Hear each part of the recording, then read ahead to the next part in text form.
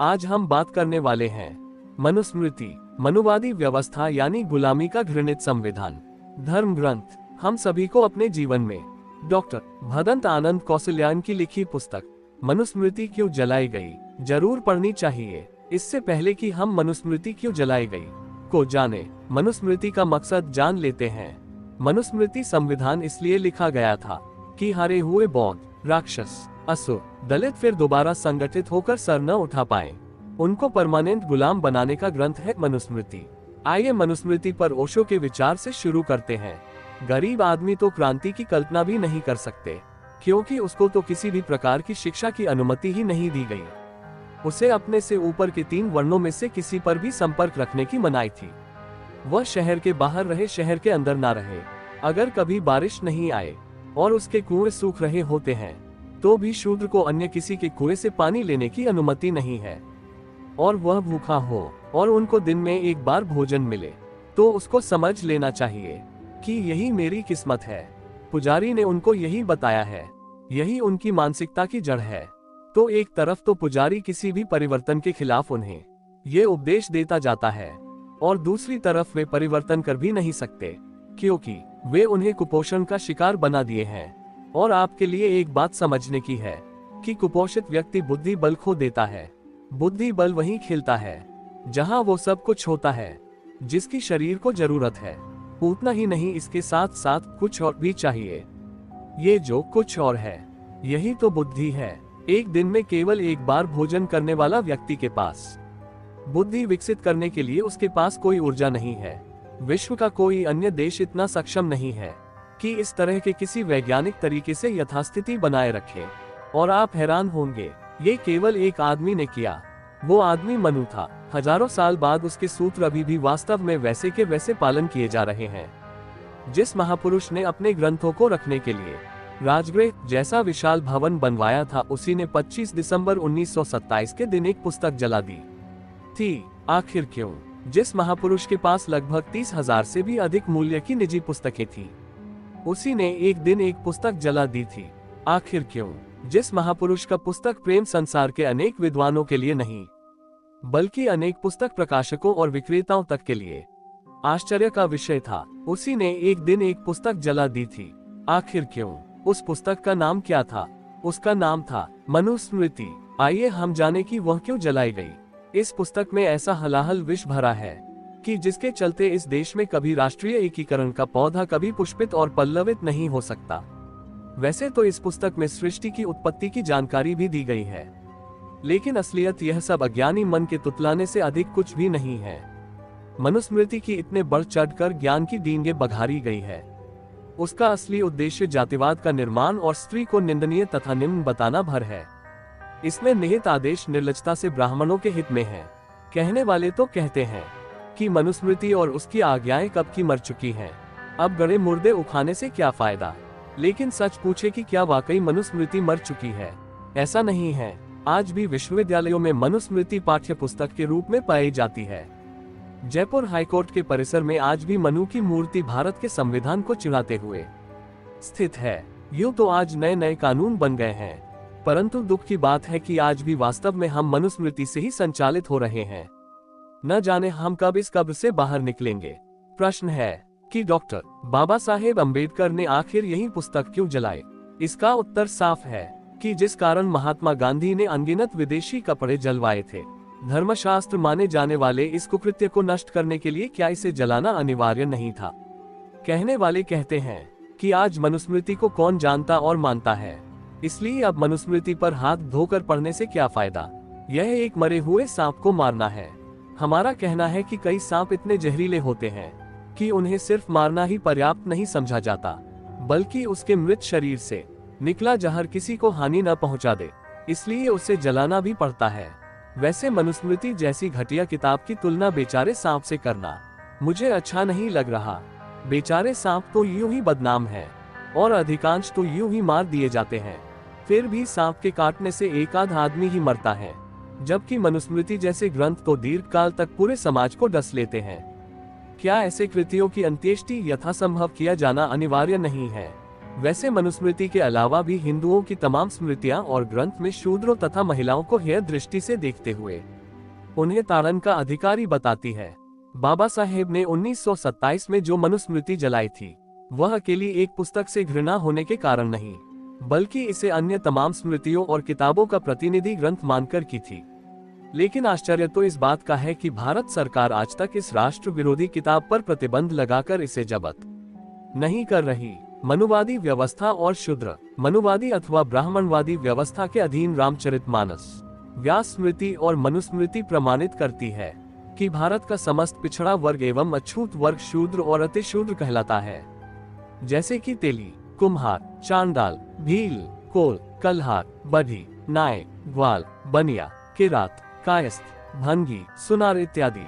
मनुविधान अर्थात मनुस्मृति में उक्त शूद्रों के लिए मनु भगवान द्वारा उच्च संस्कारी कानून बनाए गए हैं, जिनको पढ़कर उनका अनुसरण करने से उक्त समाज के सभी लोगों का उद्धार हो जाएगा और हमारा भारत पुनः सोने की चिड़िया बन जाएगा। आपके समक्ष मनु भगवान के अमृतमय कानूनी वचन पेश हैं। नंबर 1, जिस देश का राजा शूद्र अर्थात पिछड़े वर्ग का हो, उस देश में ब्राह्मण निवास न करे, क्योंकि शूद्रों को राजा बनने का अधिकार नहीं है। नंबर 2, राजा प्रातःकाल उठकर तीनों वेदों के ज्ञाता और विद्वान ब्राह्मणों की सेवा करे और उनके कहने के अनुसार कार्य करे। नंबर 3, जिस राजा के यहाँ शूद्र न्यायाधीश होता है, उस राजा का देश कीचड़ में धसी हुई गाय की भांति दुख पाता है। नंबर 4, ब्राह्मण की संपत्ति राजा द्वारा कभी भी नहीं ली जानी चाहिए। यह एक निश्चित नियम है, मर्यादा है, लेकिन अन्य जाति के व्यक्तियों की संपत्ति उनके उत्तराधिकारियों के न रहने पर राजा ले सकता है। नंबर 5, नीच वर्ण का जो मनुष्य अपने से ऊंचे वर्ण के मनुष्य की वृत्ति को लोभावश ग्रहण कर जीविका यापन करे, तो राजा उसकी सब संपत्ति छीनकर उसे तत्काल निष्कासित कर दे। नंबर 6, ब्राह्मणों की सेवा करना ही शूद्रों का मुख्य कर्म कहा गया है। इसके अतिरिक्त वह शूद्र जो कुछ करता है, उसका कर्म निष्फल होता है। नंबर 7, यदि कोई शूद्र किसी द्विज को गाली देता है, तब उसकी जीभ काट देनी चाहिए, क्योंकि वह ब्रह्मा के निम्नतम अंश से पैदा हुआ है। नंबर 8, यदि शूद्र तिरस्कार पूर्वक उनके नाम और वर्ण का उच्चारण करता है, जैसे वह ये कहे देवदत्त तू नीच ब्राह्मण है, तब 10 अंगुल लंबी लोहे की छड़ उसके मुख में कील दी जाए। नंबर 9, निम्न कुल में पैदा कोई भी व्यक्ति यदि अपने से श्रेष्ठ वर्ण के व्यक्ति के साथ मारपीट करे और उसे क्षति पहुंचाए, तब उसका क्षति के अनुपात में अन्न कटवा दिया जाए। नंबर 10, ब्रह्मा ने शूद्रों के लिए एकमात्र कर्म निश्चित किया है, वह है गुणगान करते हुए ब्राह्मण, क्षत्रिय और वैश्य की सेवा करना। नंबर 11, शूद्र यदि ब्राह्मण के साथ एक आसन पर बैठे, तब राजा उसकी पीठ को तपाए गए लोहे से दगबाकर अपने राज्य से निष्कासित कर दे। नंबर 12, यदि शूद्र गर्व से ब्राह्मण पर थूक दे, तब राजा दोनों ओंठों पर पेशाब कर दे, तब उसके लिंग को, और अगर उसकी ओर अपान वायु निकाले तब उसकी गुदा को कटवा दे। नंबर 13, यदि कोई शूद्र ब्राह्मण के विरुद्ध हाथ या लाठी उठाए, तब उसका हाथ कटवा दिया जाए, और अगर शूद्र गुस्से में ब्राह्मण को लात से मारे, तब उसका पैर कटवा दिया जाए। नंबर 14, इस पृथ्वी पर ब्राह्मण वध के समान दूसरा कोई बड़ा पाप नहीं है, अतः राजा ब्राह्मण के वध का विचार मन में भी न लाए। नंबर 15, शूद्र यदि अहंकारवश ब्राह्मणों को धर्मोपदेश करे, तो उस शूद्र के मुंह और कान में राजा गर्म तेल डलवा दे। नंबर 16, जानबूझकर क्रोध से यदि शूद्र ब्राह्मण को एक तिनके से भी मारता है, वह 21 जन्मों तक कुत्ते, बिल्ली आदि पापश्रेणियों में जन्म लेता है। नंबर 17, ब्रह्मा के मुख से उत्पन्न होने से और वेद के धारण करने से धर्मानुसार ब्राह्मण ही संपूर्ण सृष्टि का स्वामी है। नंबर 18, शूद्र को भोजन के लिए झूठा अन्न, पहनने को पुराने वस्त्र, बिछाने के लिए धान का पुआल और फटे पुराने वस्त्र देना चाहिए। नंबर 19, बिल्ली, नेवला, नीलकंठ, मेढक, कुत्ता, गोह, उल्लू, कौवा किसी एक की हिंसा का प्रायश्चित शूद्र की हत्या के प्रायश्चित के बराबर है, अर्थात शूद्र की हत्या कुत्ता बिल्ली की हत्या के समान है। नंबर 20, शूद्र लोग बस्ती के बीच में मकान नहीं बना सकते, गांव या नगर के समीप किसी वृक्ष के नीचे अथवा शमशान, पहाड़ या उपवन के पास बसकर अपने कर्मों द्वारा जीविका चलावे। नंबर 21, ब्राह्मण को चाहिए कि वह शूद्र का धन बिना किसी संकोच के छीन लेवे, क्योंकि शूद्र का उसका अपना कुछ नहीं है, उसका धन उसके मालिक ब्राह्मण को छीनने योग्य है। नंबर 22, धन संचय करने में समर्थ होता हुआ भी शूद्र धन का संग्रह न करे, क्योंकि धन पाकर शूद्र ब्राह्मण को ही सताता है। नंबर 23, राजा वैश्यों और शूद्रों को अपना अपना कार्य करने के लिए बाध्य करने के बारे में सावधान रहें, क्योंकि जब ये लोग अपने कर्तव्य से विचलित हो जाते हैं तब वे इस संसार को अव्यवस्थित कर देते हैं। नंबर 24, शूद्रों का धन कुत्ता और गधा ही है। मुर्दों से उतरे हुए इनके वस्त्र हैं। शूद्र टूटे फूटे बर्तनों में भोजन करें। शूद्र महिलाएं लोहे के ही गहने पहने। नंबर 25, यदि यज्ञ अपूर्ण रह जाए तो वैश्य की असमर्थता में शूद्र का धन यज्ञ करने के लिए छीन लेना चाहिए। नंबर 26, दूसरे ग्रामवासी पुरुष जो पतित, चांडाल, मूर्ख, धोबी आदि अंतवासी हो उनके साथ द्विज न रहें। लोहार, निषाद, नट, गायक के अतिरिक्त सुनार और शस्त्र बेचने वाले का अन्न वर्जित है। नंबर 27, शूद्रों के समय कोई भी ब्राह्मण वेदाध्ययन में कोई संबंध नहीं रखें, चाहे उस पर विपत्ति ही क्यों न आ जाए। नंबर 28, स्त्रियों का वेद से कोई सरोकार नहीं होता, ये शास्त्र द्वारा निश्चित है। अतः जो स्त्रियां वेदाध्ययन करती हैं वे पापयुक्त हैं और असत्य के समान अपवित्र हैं, यह शाश्वत नियम है। नंबर 29, अतिथि के रूप में वैश्य या शूद्र के आने पर ब्राह्मण उस पर दया प्रदर्शित करता हुआ अपने नौकरों के साथ भोज कराए। नंबर 30, शूद्रों को बुद्धि नहीं देना चाहिए, अर्थात उन्हें शिक्षा ग्रहण करने का अधिकार नहीं है। शूद्रों को धर्म और व्रत का उपदेश न करें। नंबर 31, जिस प्रकार शास्त्र विधि से स्थापित अग्नि और सामान्य अग्नि दोनों ही श्रेष्ठ देवता हैं, उसी प्रकार ब्राह्मण चाहे वह मूर्ख हो या विद्वान दोनों ही रूपों में श्रेष्ठ देवता है। नंबर 32, शूद्र की उपस्थिति में वेद पाठ नहीं करना चाहिए। ब्राह्मण का नाम शुभ और आदर सूचक, क्षत्रिय का नाम वीरता सूचक, वैश्य का नाम संपत्ति सूचक और शूद्र का नाम तिरस्कार सूचक हो। नंबर 33, 10 वर्ष के ब्राह्मण को 90 वर्ष का क्षत्रिय, वैश्य और शूद्र पिता समान समझकर उसे प्रणाम करे। मनु के उपवर्णित विधानों से अनुमान लगाया जा सकता है कि शूद्रों अतिशूद्रों पर किस प्रकार और कितने अमानवीय अत्याचार हुए हैं। इस प्रकार के क्रूर और रोंगटे खड़े कर देने वाले विधान लिखे गए हैं। मनु के इन अमानवीय विधानों से भारत का हाथी जैसा मूल निवासी बहुसंख्यक समाज मानव होते हुए भी पशु के समान जीवन जीने को मजबूर हो गया। मनु के आर्थिक प्रतिबंधों के कारण शूद्र और अतिशूद्र समाज मरे हुए जानवरों के सड़े से सड़े मांस को नोचकर खाने को मजबूर हो गए। मनु द्वारा ब्राह्मणों को दिए गए विशेषाधिकारों ने ब्राह्मणों में शूद्रों और अछूतों के प्रति निर्ममता और अमानवीयता का भाव भर दिया।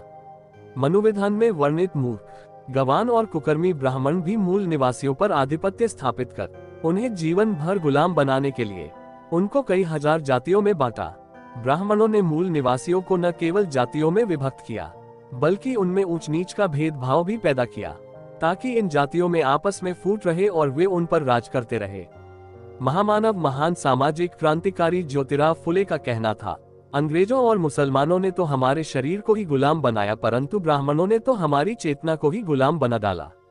इस प्रकार मनु के विधान के फलस्वरूप समाज में जातिवाद, ऊंच नीच, छुआछूत, पैतृक पौरोहित्य, वर्णवाद, कर्मकांड का वातावरण फैल गया। इससे केवल ब्राह्मणों को ही लाभ हुआ तथा शूद्रों का घोर अहित हुआ। उनमें हीनता का भाव पनप गया। ब्राह्मणों द्वारा भाग्यवाद, पुनर्जन्मवाद और ईश्वरवाद के बिछाए जाल में फंसकर बहुजन अपने मान और सम्मान के प्रति संवेदना ही नष्ट कर बैठे। उनमें एक अच्छा इंसान बनने की चाहत समाप्त हो गई। ये सब मनु द्वारा रचित मनुस्मृति के कारण हुआ। मनुवाद विध्वंसक, आपराधिक प्रवृत्ति युक्त, असमानता पर आधारित, लालची एवं स्वार्थी मनोवृत्ति वाला, हिंसक एवं बेईमान, क्रूर, उत्पीड़क, निकम्मा तथा दूसरों का घातक शत्रु है।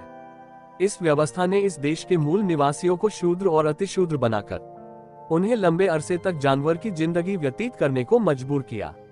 मनुवाद हमेशा समाज को दिग्भ्रमित करता है तथा बहकाता है। ये बहुजनों और महिलाओं को हमेशा हतोत्साहित करता है। ये घोर भौतिकवादी और अवसरवादी है। बहुजन समाज की उन्नति और मुक्ति के लिए मनुवाद को पुनः दफनाने की जरूरत है। क्या हिंदुवादी अर्थात ब्राह्मणवादी लोग ये बताने का कष्ट करेंगे कि उपयुक्त मनु के क्रूर विचारों और विधानों से क्या पिछड़े वर्ग के लोगों की धार्मिक भावनाएं आहत नहीं होती हैं? क्या उनको अपने देश में एक सम्मान और मौलिक अधिकारों के साथ जीने का अधिकार नहीं है? क्या इससे हिंदू धर्म की आस्था को ठेस नहीं पहुंचती है? क्या विचारधारा से हिंदुओं में फूट उत्पन्न नहीं होती है? आपको यह वीडियो कैसा लगा हमें कमेंट करके जरूर बताएं और वीडियो को लाइक करें, चैनल को सब्सक्राइब करें और अपने दोस्तों के पास शेयर करें। धन्यवाद।